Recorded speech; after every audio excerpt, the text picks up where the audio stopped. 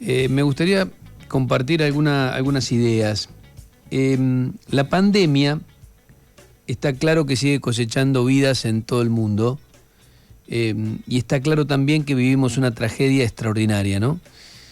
El COVID barrió con lo mejor del ser humano, convirtió besos y abrazos en una amenaza. Ya eso solo es tremendamente inquietante. Ataca con más ferocidad en encuentros y en reuniones. Por eso el virus no solo mata, sino que también hace estragos psicológicos. Estamos ante una pesadilla que vivimos despiertos. En la Argentina vivimos el peor momento desde que apareció el primer infectado en marzo pasado.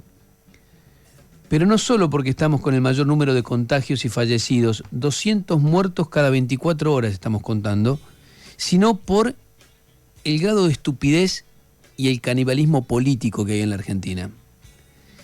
En los medios de mayor audiencia del país y en las voces de sus periodistas estrellas parecen celebrar la situación. Que me perdonen, pero es lo que yo siento.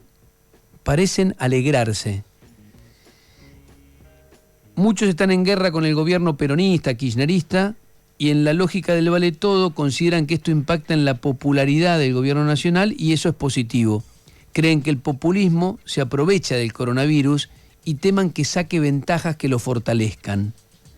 La postura cierra con la crítica anticipatoria de la cuarentena más larga del mundo que agitaron hasta el cansancio y es ideal para apuntalar la idea del fracaso de las medidas de aislamiento.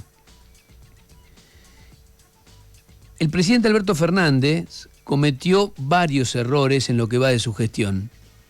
Esto es evidente. Pero justamente priorizar la salud pública no es uno de ellos.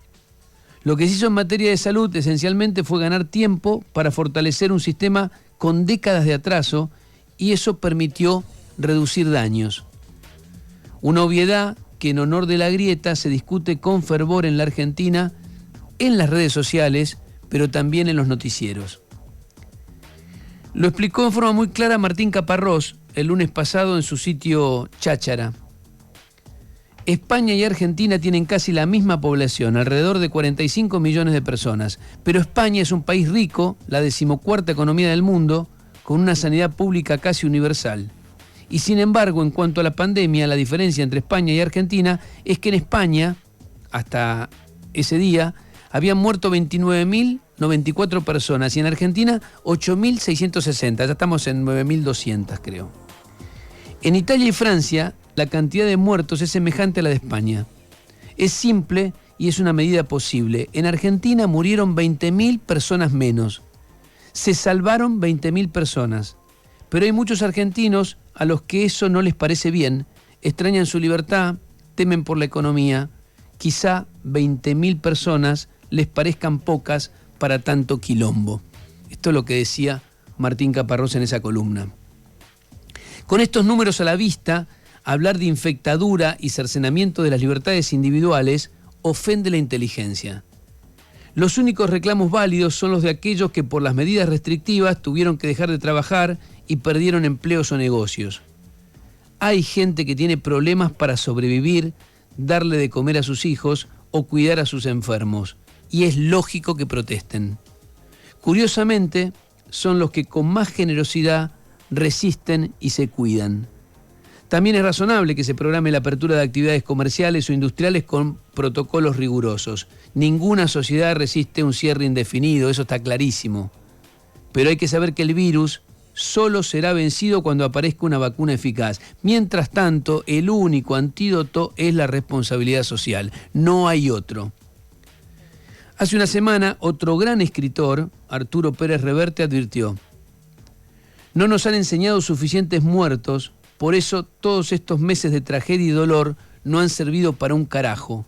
Y aquí estamos, acabando agosto, puestos de coronavirus hasta las trancas, protestando porque no nos dejan salir a bailar en las discotecas.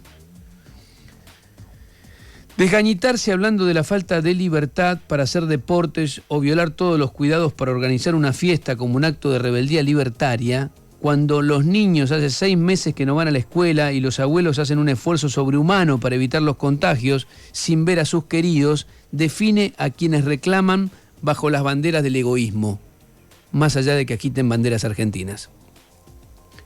La Sociedad Argentina de Terapia Intensiva difundió esta semana una carta abierta donde explican la gravedad de lo que está pasando. Los médicos y enfermeros, kinesiólogos y otros miembros de la comunidad de terapia intensiva sentimos que estamos perdiendo la batalla. Sentimos que los recursos para salvar a los pacientes con coronavirus se están agotando. La mayoría de las unidades del país se encuentran con un altísimo nivel de ocupación. Los recursos físicos y tecnológicos son cada vez más escasos. La cuestión principal, sin embargo, es la escasez de trabajadores que, a diferencia de camas y respiradores, no pueden multiplicarse.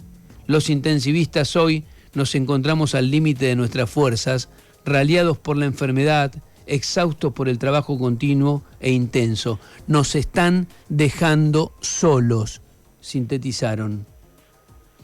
En este escenario dramático, un sector importante de la dirigencia política sigue enfrascado en especulaciones electorales. Sí, en especulaciones electorales.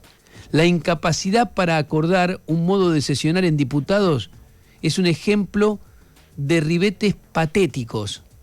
Ningún legislador quedará indemne de ese bochorno. Quien no logre elevarse sobre la miseria será un miserable. Para colmo, los dirigentes que habían logrado la proeza de superar sus diferencias coyunturales en pos de coordinar la lucha contra la pandemia, Fernández, Rodríguez Larreta y Axel Kicillof fundamentalmente, pero también varios de los gobernadores, ahora se dedican a pasarse facturas. La idea es que la culpa es del otro. Ni siquiera lograron anunciar juntos la última extensión del aislamiento voluntario. A ver, entre las editoriales absurdas de los principales diarios, las operaciones de prensa, las arengas mentirosas, las internas interminables, el cálculo pedorro de unos y otros, el enemigo común sigue en la calle y no hace diferencias ideológicas a la hora de atacar.